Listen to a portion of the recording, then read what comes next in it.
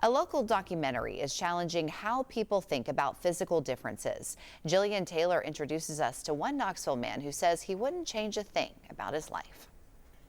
We're here, we're who we are, we need what we need, and we're going to get it. Meet Gary, a retired school teacher who's struggling to be retired. Well, I wrote a couple books. I have a children's book called My Daddy Takes His Legs Off. Gary was born with amniotic band syndrome, leaving him without 2 feet, most of 2 hands, and some facial muscles. But he doesn't see a life defined by limitation. When you have something that is some sort of challenge that forces you to try to overcome it and do better and do differently, it makes you stronger. It's a perspective he's tried to pass on, especially to his own family. My older son is transgendered, and he doesn't feel like Tennessee is safe for him. Gary says he can't fully understand what his son experiences, but he hopes the lessons he's learned about differences can still help guide him. If you're a little different, you're going to be treated as a little different, and you just have to fight your way through it. Now, Gary is bringing his message to Knoxville.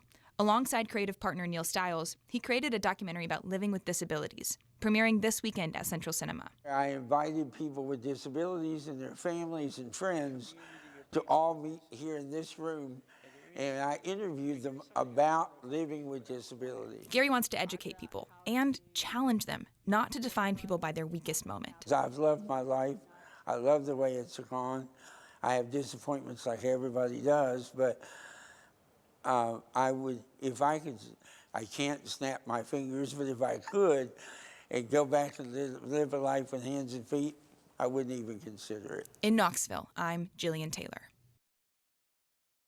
Challenge Accepted premieres tomorrow afternoon at 2:30 at Central Cinema. There will be a Q&A after the screening.